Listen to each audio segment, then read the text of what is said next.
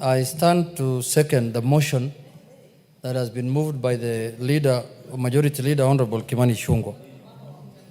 Mr. Speaker, first and foremost, I want to take this opportunity to thank His Excellency, the President of the Republic of Kenya, Honorable William Samoei Ruto, for his efforts and for his immense contribution towards the campaign of our Kenyan candidate in the African Union Commission chairmanship contest, Mr. Speaker. Mr. Speaker, the President of this country and his government has done everything possible to campaign, to lobby, and to do everything possible to make sure that we win in this contest, Mr. Speaker. Mr. Speaker, it was not a secret that the President visited African capitals and met presidents to lobby and campaign for our Kenyan candidate, Mr. Speaker, and at the same time also received presidents in this country, Mr. Speaker, to talk to them and tell them that we have the best candidate in the contest. Mr. Speaker, we will not forget that. As a party, ODM party, as people, Mr. Speaker, we will remind everyone who wants to forget that the President campaigned and lobbied for our candidate, Mr. Speaker. Mr. Speaker, also I want to thank the Right Honorable former Prime Minister Raila Odinga, Mr. Speaker, for stepping out, because, Mr. Speaker, it requires a lot of courage, Mr. Speaker, and determination to come out and say that I want to represent my country at a very high level, Mr. Speaker, of the African Union. Many Kenyans will want, Mr. Speaker, to contest for that kind of position, but it requires courage. It requires somebody who has the stamina, Mr. Speaker, to show and to come out and say that I want to run for this, Mr. Speaker. Mr. Speaker, this country could not have a better candidate than him, because his credentials are known, Mr. Speaker. And he has served the African Union, Mr. Speaker, at the level of High Representative on Infrastructure, Mr. Speaker, before, for a period of, I think, 3 years. And he had performed exemplarily very well. And he had done a good job. And, Mr. Speaker, he had all the credentials as a Pan-Africanist to contest for that high office, Mr. Speaker. Mr. Speaker, in an election contest, there must be a winner and there must be a loser.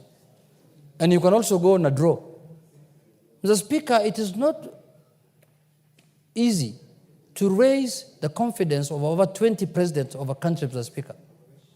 You have seen the first round, he got 22 votes. Those are 22 countries that have faith and confidence in the candidature of Honorable Raila Odinga, Mr. Speaker. Many of us, if we were to contest, we might not even get 2 presidents. Or 3, Mr. Speaker, or even 1. Even 1 vote of a president, Mr. Speaker. But he could manage to raise those numbers because he's a Pan-Africanist, he's known in this continent, and he has done and participated in many things affecting this country, Mr. Speaker, in solving them. Mr. Speaker, the election went as it went. Even when he was going for the election, his last speech at Bomas of Kenya, in a conference that was held by the ODM party, he said he'll be very happy if he wins, and in the event he loses, he has a home to come back to. And life continues as usual, and he will do his things, his business, and other things that he normally does. But, Mr. Speaker, what has shocked me as a Kenyan, Mr. Speaker, and up to now I am still in shock, is not the loss that we had in Addis Ababa. Mr. Speaker, what has shocked me is that the celebration that happened in some parts of our country after we lost that election, Mr. Speaker. This was not a Kenyan contest, Mr. Speaker. Some of the people who are celebrating are keeping now busy the majority leader here. Can they sit down so that they can hear what I'm saying, Mr. Speaker? Mr. Speaker. Order, Wamawa and... These are some of the people who are celebrating. She celebrated, but that is fine, because in a contest you can... Order, Wamawa, you cannot cross the aisle like that. Mr. Speaker... It's immaterial what she wants to do. Mr. Speaker... Go on. Kenyans knew very well that this is not an election that is going to happen within the country. It's not an election that is normally announced at Bomas of Kenya. This was an election that was happening at the African Union. And some of the Kenyans became so unpatriotic and supporting a candidate against Kenya, Mr. Speaker, and even campaigning for him openly in the social media, in all kind of sphere, Mr. Speaker. Mr. Speaker, I cannot be so unpatriotic. If today a Kenyan of any color, any race, any religion, any creed comes out to contest for an international position, Mr. Speaker, I will support. In the spirit of being a Kenyan, Mr. Speaker. That's all. The first thing that we need to look at is being a Kenyan. Not from the community you come from, not from your color, not from your religion, not from anything. Mr. Speaker, how unpatriotic can some Kenyans be that they fought the Right Honorable Prime Minister for 1 year he has been campaigning. And after losing, they celebrated. We shall revisit that, I can assure you. We will revisit that one. It will not go. We will revisit at the right time. We will also have our day to laugh and to celebrate, Mr. Speaker. And it's not very far, it is coming, Mr. Speaker. It's not very far. You can take that to the bank, and I will remind you the day I'm celebrating that you also celebrated your day. This is my day. Inshallah. Bismillah al-Karim. Mr. Speaker, I also want to congratulate the winner. In a contest, someone must win. And a country that is who is our neighbor in the same region, the Eastern African region, won the election. So we have every reason to celebrate also and to congratulate them, Mr. Speaker, because in a contest we expected to have a winner and a loser. But we expected ourselves to win, but we did not win. So we cannot be so losers. We say there are many things that happened. I was in Addis Ababa, Mr. Speaker. I don't want to talk about them now, but that is part of the election. You don't have to complain. You don't have to begrudge anyone. That is normal. All of us defeated someone by being in this house, Mr. Speaker. All of us defeated someone by being in this house, Mr. Speaker. We had opponents, Mr. Speaker, in the election. Even you, to be elected as a speaker, you had opponents. We had a candidate, Azimio, and Kenya Kwanza proposed you, and you got the highest votes. And now today you are presiding over here as our speaker. You are a speaker for all of us. We are not saying, oh, we have lost, now another speaker must sit next to you, the one who lost to you. We cannot work like that.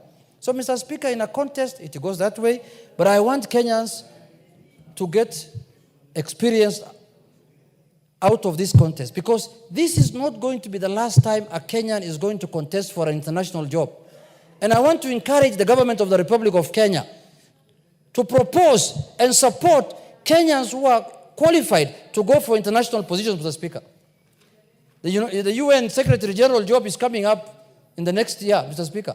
If there's a Kenyan who feels he's qualified to become the Secretary General of the UN, he should go for it. And Kenyans will support. It doesn't matter whether you win or lose. It doesn't matter. Go for it. So, Mr. Speaker, many countries in this region have done very well, much better than our country, in terms of positioning their people in this multilateral organization, Mr. Speaker.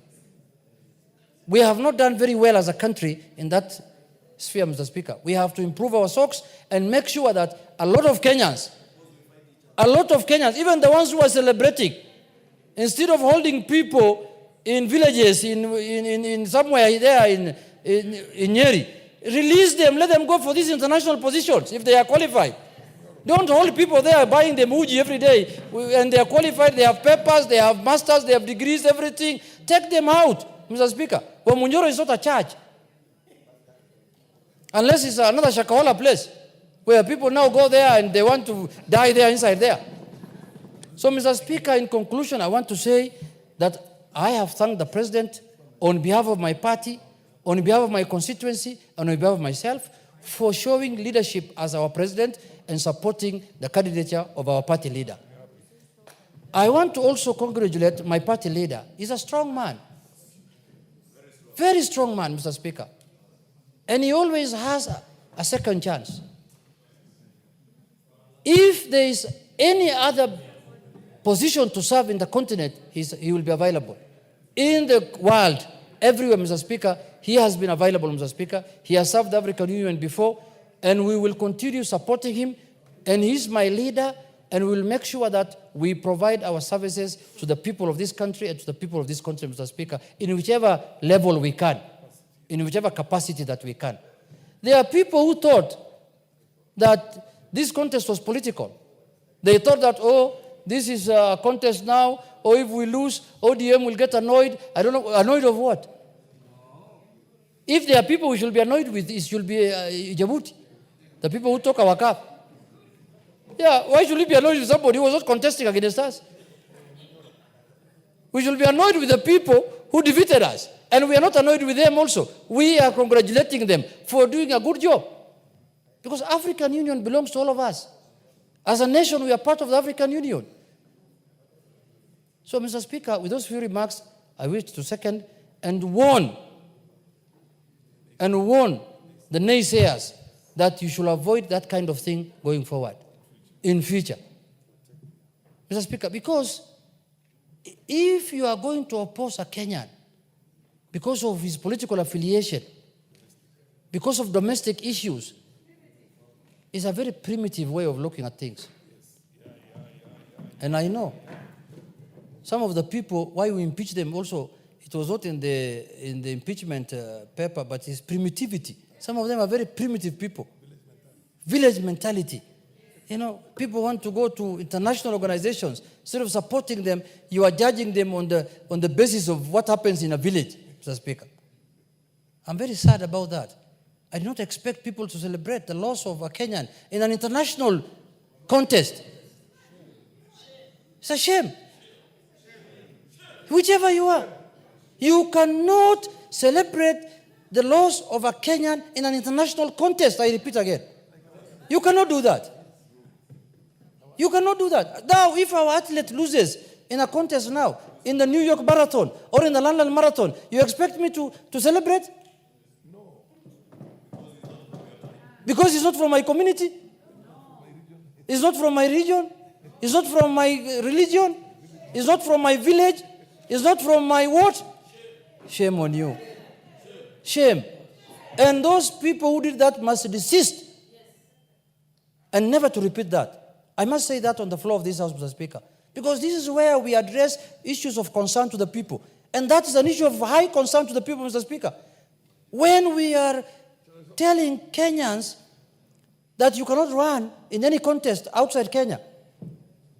In the first place, even if we run here in Kenya, they will not vote for us, I know. We have taken very serious that matter, and we don't want it to happen in our country again. We want to support our people. We want to support our Kenyans, wherever they are. That is why we impeach certain people, because they were telling us we are not shareholders of this country. That's what they told us. We have not forgotten. They told us that you are not shareholders in this country. I don't know when the shareholding certificate was issued in this country. At independence, everyone was there. You should call for annual general meetings so that we know which shares we have. So you get impeached on that kind of nonsense, and you continue celebrating again the loss of a Kenyan in an international contest.